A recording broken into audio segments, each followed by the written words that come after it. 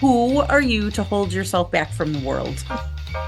We both had epiphanal moments that changed the trajectory of our careers, of our lives.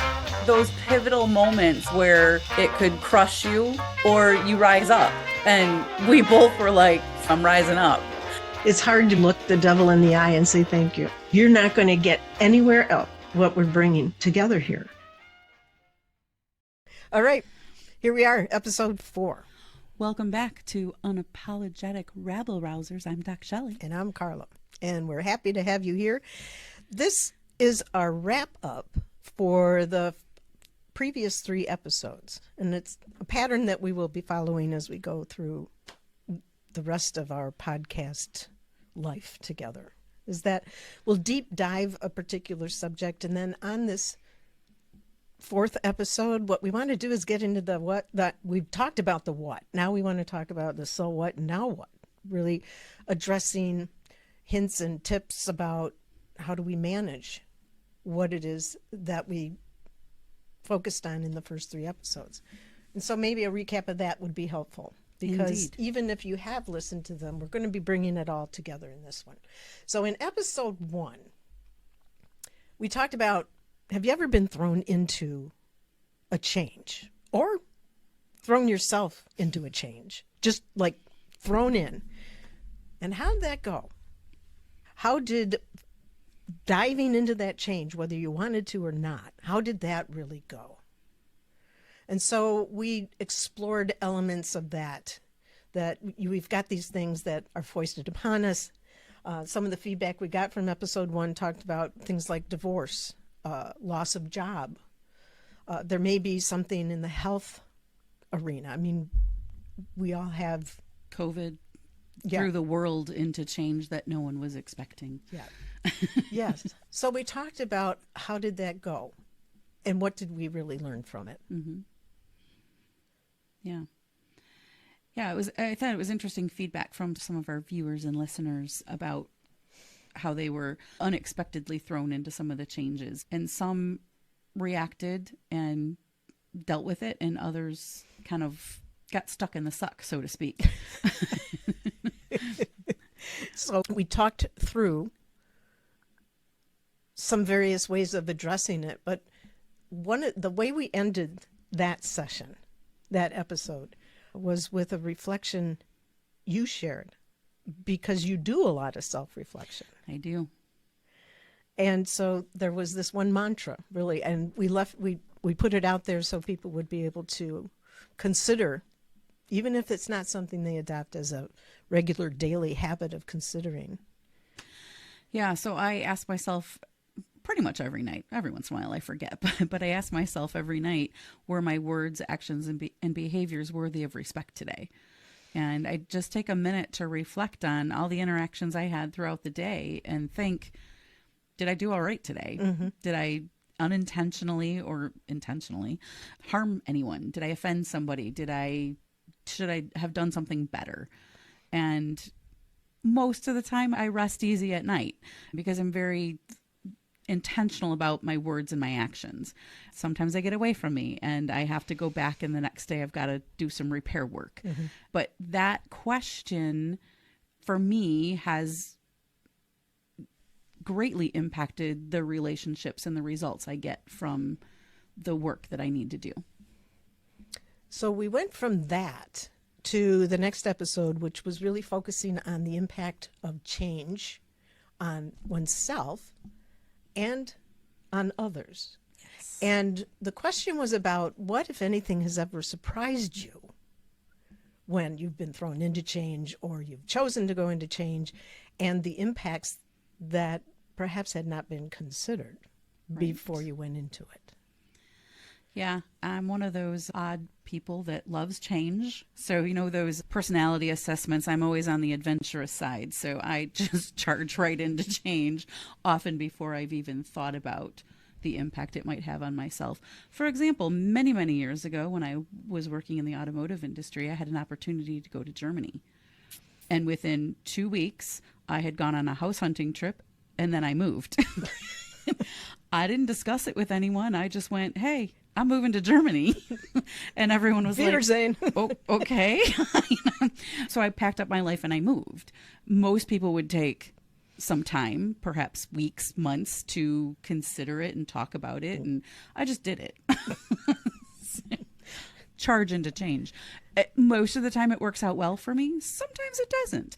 But being able to self-reflect, take some time to think about it, make some plans for it, think about what you have to say yes to and say no to. Those are important things to consider. Very important things. And we ended that one with that episode 2 with, and if you listen to the episode, it'll fit right in. So we're going to push on that button a little bit. But the closing was an encouragement, a word of encouragement, which was, don't get stuck in the sock. Don't get stuck in the sock. And this is a PSA, a public service announcement. If you use transcription services like AI-based, be sure to check the result, because the transcription came back, said that we were spending a lot of time talking about socks. It kept saying, don't get stuck in the sock. And as I was working on getting our episode published, I like to do the show notes, and I thought, why were we talking about socks so much? Then I realized that the translation was not, I would give it a D-. It was not even close to an A grade. So PSA, if you use those services, double check the work. Which is probably true with anything AI. Yeah. Okay, so that took us into episode 3.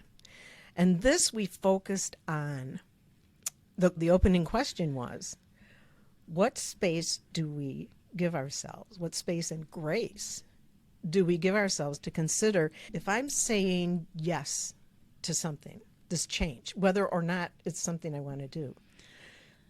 I'm going to have to say no to something else. You cannot hold on to everything you're holding on to and then try to grab onto something more. Yeah. Without considering what it is you need to let go of in order to say, what you need to say no to in order to be able to say yes to this new whatever. We joked a little bit in that about in an office setting in particular, the joke would be, okay, what priority 1 job do you want me to not do so I can do your priority 1 job out of all the others I'm working on? Yeah. It's hard to say no. People don't like to say no. They don't like to give up the things that they're doing. It's just, we get into that creature of habit business. Yes, exactly. So at the end of that episode 3, the challenge was to consider what are some things you may need to let go of in order to grab onto the change. If it's a change that's been thrown at you, it's no different. I mean, if you're making a choice that you're going to eat differently or you're going to do more exercise or whatever, you're clearly going to be saying no to some things that you've said yes to for a long time. But if you're thrown into something, a disease, a job loss, that too requires consideration of, okay, this is really about scoping what that change is really going to mean to you and to those around you. Yeah. So here we are now on episode 4. We've spent about 8 minutes or so catching up on the first 3 episodes, and this is a roundup. This is talking about the so what and now what of everything we just talked about. Yes. So let's talk about it. What are we supposed to do? What are some hints and tips and tricks? What are some thoughts to help manage as we are considering the change, the impact on others, what we need to say yes to and what we need to say no to? I know there's so many things that people do. And I start with self-reflection, right? We've all experienced change throughout our lives. As much as our society wants us to think about stability, all the commercials, everything around us is promoting stability. And yet the one thing that's stable is change. And I think self-reflection is something that can really help us manage change because we've tried things before, we've done things before, we've experienced change. And we can look back and assess what has worked for me in the past and use those same tactics, use those same responses or reactions to things that have worked in the past, and then really think through, if you know a change is coming or you are anticipating a change, how will those things help you? What can you deploy now that will help you in this coming change? And I think that's really important to think about. And then another aspect of self-reflection is looking at those triggers. Mm. What are those triggers that you know are going to prompt you to change? Or there might even be a trigger that says, hey, this is going to make me really excited about this change. Or it might be a trigger that stalls you in your change and just is like, nope, not happening, not doing it. That's scary. I think part of the power then of self-reflection is being able to recognize if we're paying attention to how we respond or react. When we consider this over and over again, we are positioning ourselves to be able to respond from a place of knowing what this means to me, how I'm feeling inside about this thing, instead of reacting. Without taking that time to assess what just happened, how did that feel inside me? What decisions did I make? What actions did I take? What results did I get? Mm-hmm. Then without that consideration, we don't have that base that we can turn to and say, oh, okay, I remember when this happened before and this is how it went, and I might want to make a different choice this time. Yeah. And I think the gut reaction is so important when we think about that self-reflection and that, well, this worked really well last time or this didn't work really well last time. And paying attention to that gut and there's actually neuroscience that says we have a gut brain. And I remember years ago, I wanted some experience. I really wanted to work at one of the big 3 consulting firms. I thought that was just going to be the bee's knees. Bee's knees. And I was missing a certain element of experience. And I had an opportunity to get that experience. And on paper, this was the perfect job. And everything in my body was screaming, don't do this. This is going to be the worst job ever for you. And I convinced myself that this is the exact experience I need. It's going to be great. It's going to be awesome. And day one, I was miserable and thought, this is the worst career move I've ever made. It was awful. And I think I stayed in that position 3 months. And then I literally just done. And that's what I use. We could talk about things like how to prioritize the thoughts that come into your mind about the things that you should do and consider it. But I start with my gut. It has proven to be a fairly good judge. And that barometer, your internal barometer, consider when you may have gone against or just pushed down or completely ignored what your gut was telling you. Mm-hmm. And how did that end? How did that go? In a moment of self-reflection, you're going to be able to pull from that, okay, what was it that made me want to ignore that? What was it that said, no, shut up? And I think it's important to be able to distinguish between those excited butterflies that you might get in your gut that say, ooh, I'm nervous, I'm a little scared, but I'm also really excited about the possibility, versus the heavy dread that comes with hell no. And I learned that lesson a really hard way. I never go against my gut, ever. And sometimes I have to sit and think and just kind of feel it for a few minutes, because sometimes the distinction between excitement and dread is a very fine line. Mm. Very fine line. Sometimes it's very noticeable, but there are instances for me where it's just a fine line. And I have to really sit and think and just feel it and get out of my head. Well, when we get in our head, I'll speak for me. I get in my head, I start asking questions. And they may not actually be questions, but they're coming out as questions. It's like, all right, why the heck this? Why did they do that? Why? And I get stuck in my questions. Yes, you have to answer the questions. That was the best advice someone ever gave me, was I was in a coaching session with my coach, and I said my house was a mess. And I said, who lives like this? And then I kept talking, and she said, back it up. If you ask a question, you have to answer it. Yeah. and I thought, well, I mean, who's going to answer that question? But I thought, what great advice. And so every time you ask a question like that, stop and answer it, because that's where you're going to find the growth, and that's where you're going to find the new things, and perhaps some of those things that you have to hang on to and let go of. Yes. Oh my gosh. I love the advice.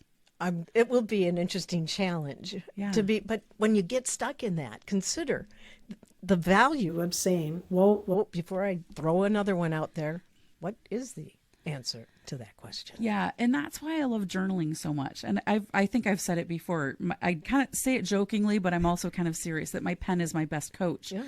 But it's because when I think of the questions, I just keep writing. And the more questions come, the more I write. And it may not seem like it's stream of consciousness. If I was having that conversation, it'd be all over the place. But with my pen, it's just, I'm just following my stream of consciousness, and I don't have to sit there and wonder, oh, is this an okay conversation to have with my coach? Should I say this? Or there's no filter when I'm just writing. Yeah. And so my pen really can be my best coach, because I'm asking myself those questions and I'm answering every single one of them. And in those answers often come more questions. So when we talk about the so what and the now what, we've talked about journaling, and I've used it myself. One of the questions that one of the many gurus that I've listened to, and I'll come up with the name probably right after we stop this episode. But the question she asked was, what is it that stands between you and the you want to be? And answer that question. And then write until you don't have anything more to say. Then you ask yourself, is there anything else? And you continue in that until there isn't anything else. And this is not about editing what you've written, because as you point out, this is between you and you. Right. And that awareness, as we become conscious of our thoughts, back to the self-reflection, back to learning what are the triggers, back to assessing what results did I get from the actions I took or the thoughts that I had. All of these things are great actions to take, great pauses to take, the grace to learn about you in the face of change. Mm-hmm. And then you can also use a lot of that information and those thought processes to think about, okay, how important is this change for me? We talked a little bit about that in one of the episodes. And how committed am I to making that change? And if the importance is high and commitment is high, you're going to kill it. If importance is low, meh. You know, I've been in job situations where I have to do a change, and to me the importance is a big fat 0 or a negative 100, but I still have to do it. And so somehow you've got to find that commitment to it. And so sometimes it might be as simple as, I want to keep my job, so I'm going to commit to doing this change. So the commitment might be higher than the level of importance. But when it's a personal change, it's got to be important, and you've got to be committed to it. Absolutely. I would like to take that same thought now, if you applied it into a business environment. Leaders of change have an incredibly important responsibility. It is on them, the success of a change. It is on the leaders to keep their organizations safe, to help them with one leg or one foot on this side of the river, the other foot on the other side in the new, and being able to bridge those troubled waters. Okay, I'm getting into a space we'll get into later. I'm sorry, but when you think about leaders in the organization, though, that's really where they have to focus on the impact on others. They have to be aware of what their team is experiencing in the face of change. And the grief curve is very real and relevant for people going through grief. that grief curve translates into change. And people go on an emotional journey when change is inevitable. And so many leaders aren't versed in the people side of what they do. They are rock stars at finance. They are rock stars at suppliers. They are rock stars at marketing. They may or may not be rock stars at people. Because, and I'm sorry, I have to jump in here because it's going to just come out.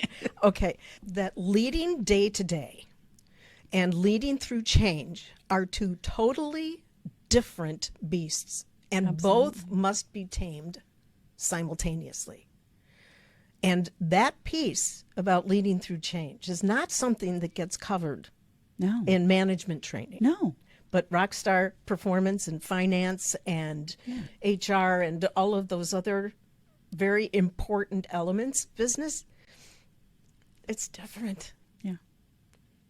Okay. It's like I really, really want to get jazzed to up about that. I know. Well, that's because that's where I live. That's the work that I love to do. Okay. So back to episode 4. Yes. We've gotten, I think, some important considerations for people to manage as they're going through a change, trying to address it, trying to survive it. And I think that one of the things I'd like to just use as a wrap up Yeah. is that every question needs an answer. Yeah. Every question. And don't forget, give yourself the grace to consider when you're going into or through a change, if you're going to be saying yes to something, what are you going to let go of? To what will you say no so that you can grab on to the new? I'm Carla. I'm DocShellie. We'll see you next time. Give thought to who you are and how you show up for others and for yourself. All right, folks, we'll be back.